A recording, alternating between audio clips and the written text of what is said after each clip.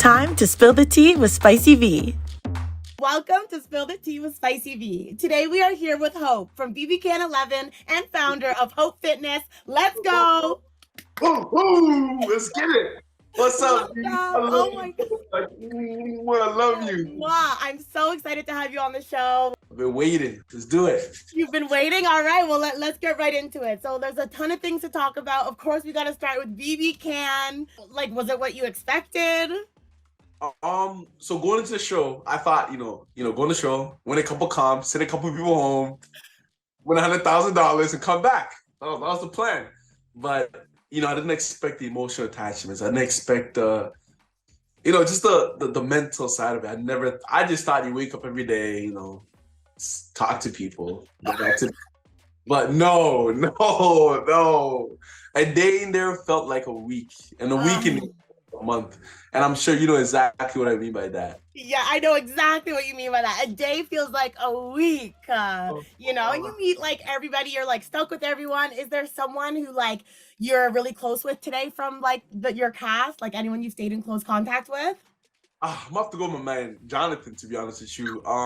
After during Big Brother, he played a key role in just keeping me on the mentally, like on the good side, not losing my mind. And he was just my guy. And outside of the show, he's the guy that kind of go to be able to relate on how I feel. And okay, the infamous dance, like how did that even come about? Like, did you teach that to everyone? Like, I'm not gonna lie, with the dance in the beginning, it was just something I just did around the house. There was so much time in the house that and I'm like, you know what? Let me teach people a dance. Like, how else can you connect with people other than learning to dance together? I remember, I think it was probably day 4, day 5. Vanessa put everybody through a little yoga session. We loved it, and everybody started gravitating towards. I'm like, wait a minute. So this is how I got connected with people. Bet. Hey guys, I have a dance I have to teach everybody. Come on, let's go. And then at the end, I'm like, yo, I don't want to go out like anybody else. And a lot of people leave the show crying. A lot of people leave the show angry, leave the show hugging people. And I'm like, bro, we get to do this one time. Ain't no way I'm about to leave crying, bro. So, hey, guys, let's celebrate my time on the show. And so what we do? Rah, hey. Would you say that was your favorite moment of the season, or is there something else that sticks out? I think my favorite moment was probably when Anika, Kuzi, Daniel C., and Jonathan first did the crown together. We started speaking. I started speaking in my language, and Kuzi started speaking in her language. Kind of talking about speaking from Zimbabwe, and I was talking about my culture, and Nika was talking about her culture. This is the first time I felt like I was able to connect with people from different places all in one house. And Jonathan. A lot about Newfoundland. I've never been to Newfoundland before, so just hearing about how it looks like and everything. I definitely don't want to bring up sad times, but I have to ask you, what do you think about that fight? It went viral. I don't know if you know that, but it went viral. It was like, two Toronto mans after each other in the Big Brother Canada house. Man, it was a whole thing. When I came out, Amal was the first. I was like, yo, Amal. Amal's like, yo, Hope. You're all over 6 months.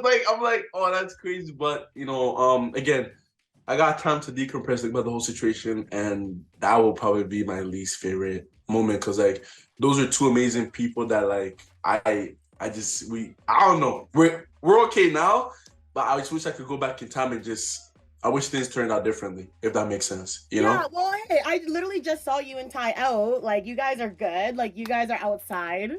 We're outside. Yes. Yeah. Where were you guys? Was that at your event, or where were you all at? Yeah. So one of the perks of being a Big Brother is that when you come out of it, you actually kind of matter a little bit, and people love to have you at your event. I know that's right. And again, it was all worth it. And yeah, he came out to support me, and I'm not gonna lie, he's been a really, really good friend. He's older than me, so he's been giving me advice on kind of how to deal with some of the issues, and even when clients approach me and stuff like that. He's on a big bro type shit, Obviously, I have to ask you about Lettergate. You knew this was coming. Oh my gosh. What do you have to say? To be honest with you, during the moment, I didn't think they would air any of that because I'm like, they're not gonna show you know what I mean? I can say whatever I want. They're not gonna, but after I came out and first question I get is like the letter. I'm like, oh my god, they actually aired it. Because like we don't know what's going on, what's being aired, what's not being aired, what's being shown, what's not being shown. So when I came out and I realized the letter was a big issue. To be honest with you, my girlfriend Kristen, you talked to her, amazing human being. That girl is my last. She's My amazing. last.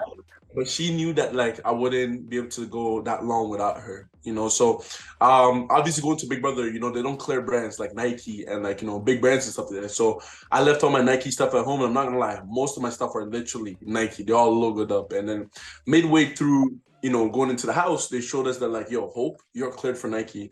So I'm like, yo, I live like 20 minutes away from here. Can we, you know what I mean? Can you go pick up my stuff? So Kristen being Kristen, knowing that, you know what's crazy? I knew, it's like I just knew it, bro. When they told me, like, I'm like, yo, please, like, I need to hear from you. You know, because that moment before you go into the house, I'm like, yo, I need to hear from this girl. That's when I realized how much I love her. And right when I got all my stuff, I went through everything. Not like, but obviously to everybody, I made it look like I was just, you know, putting everybody. Yeah, I was look going at you. to have the sock. And I'm like, put it under my pillow. I'm like, hey, I'm gonna read this later on. You know what I'm saying? So read the letter, instantly started crying. And you know, when you have something like that in the house where you don't have a lot of things to do, you just want to share. You want to share with the people closest to you. Like, you already know I had to have her on my show. When that shit was popping off, I was like, whoo! You ever end up seeing any of our interview? Yes, I watched it, and You thank did? you so much. She was, hey, I was in love with all her answers and response. I truly love that girl. Not gonna lie to you. Oh my god. So when I had her on my show, I asked Kristen, like, you know, how did you and Hope meet? Like, how's it going? So I gotta ask you the same thing. I want to hear your side of the story.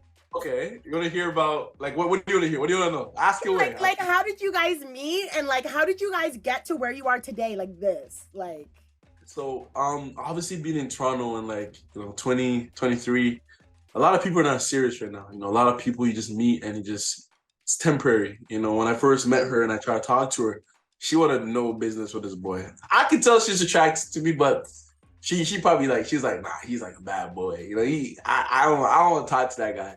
But obviously I talked to her. We were at a club and I tried to talk to her, but I took her number and her Instagram. So I'm like, yo, she sees my Instagram. It's on lock because, you know, your boy's got that body. Your boy's on his business. I'm on that entrepreneur shit. So yeah. She ignored all that. I sent her a text, everything. She was not having it. And a month later, I met her again at a different venue. And I'm like, yo, like, what happened? Like, you didn't respond to me. I wanted to take her on a date and everything like that.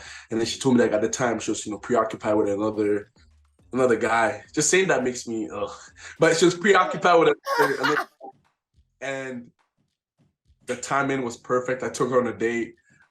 And it was perfect. It was absolutely perfect. And after that, we didn't look back. So next we have to talk about how you're this like whole role model. Like literally, like you do so much. Like I obviously want to talk about it. I always be seeing you kids. What you doing?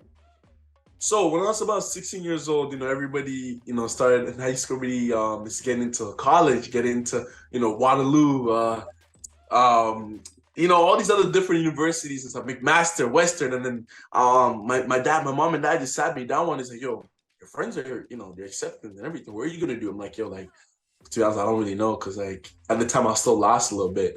So my grandma ended up passing away and I went to Ghana just for the funeral and everything like that. And when I went back to Ghana, I kept in contact with all the teachers back at home and everything like that. So when I went back, I spoke to about 8 different schools at the age of 16. I was just talking to them about the difference between the Canadian system and the Ghana system.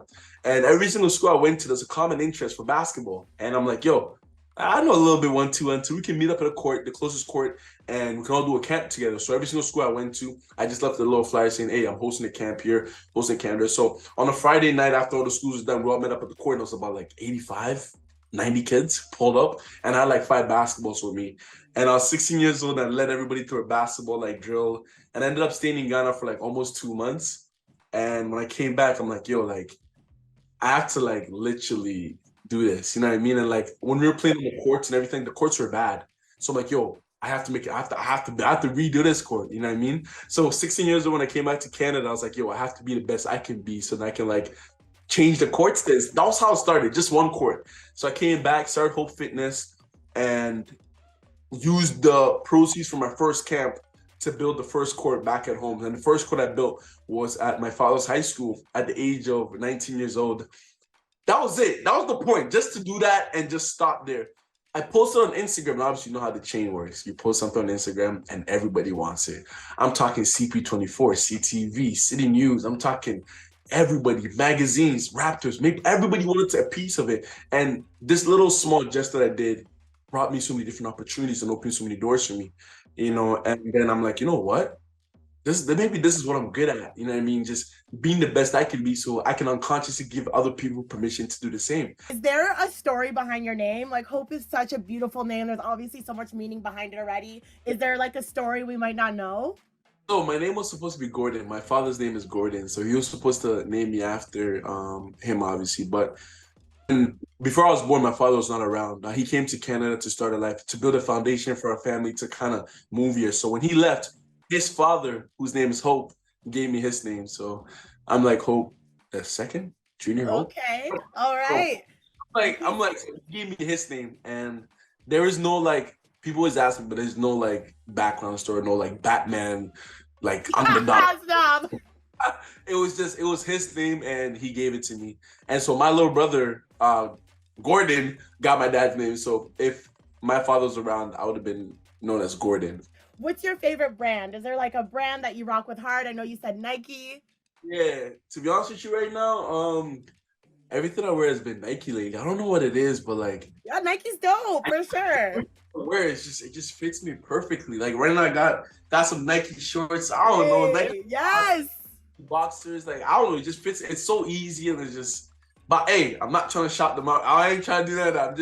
I just like Nike, man. Hey, Nike, you better not use it, man. I play out.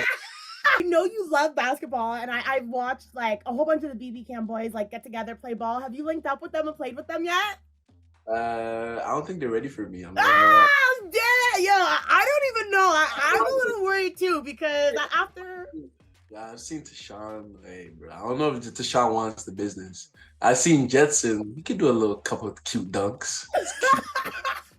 I love when you guys come for each other on my show. I love it. If we had like a basketball game with all the other seasons, I think season 11, we would destroy. Me, Rob, Jonathan, Ty, Zach. Oh, even the girls. Kuzi would kill. I know Kuzi would kill. Claudia would kill. Hey, that would be iconic. Zendaya would kill, I'm telling you. So if we had like a BB Can basketball tournament with all the seasons, I think season 11 would kill. That would be so crazy. Like, that would be wild. Is there anything you want to say to the people about BB Can, about Hope Fitness? Like, what do you want to say to the viewers? I don't know. To anybody that's watching, just if you're thinking about planning a Big Brother, please do it. And if you're doing it, like, just be yourself when you submit whatever, you know, the submission video or even in the bio. Be honest, because you know they want someone that's unique. And for anybody that's listening to this or watching this, just allow my story to inspire you and to motivate you, because I moved to Canada when I was about 10, 11 years old. My family's not anything special. My father was just like a financial salesman. My mom was like a teacher. And just allow my story to just be a beacon of hope, the motivation that like you can truly, you know, go the distance. You can truly go far if you just put your mind to it. And to be honest with you, I'm ambitious as hell, and I'm nowhere near where I want to be, but I'm just glad I'm not where I used to be, you know. So I'm gonna keep pushing forward, and every day in every little way, I'm gonna just be the best I can be. Lastly, at the end of every episode, I let my guests ask me a question if they have one. If you have one. I do. So during the show, I remember you came in and you saw, I think was it Kuzi? Who was it? Who'd you come to see? Yeah, Kuzi. When you were walking out, did you see a shirtless black guy telling you he loves you? You know what? I heard you. I heard you. I didn't see you. You didn't see me? I had no idea who it was, but I did hear, I love you, Spicy. I was like, I fucking heard you. Oh my God.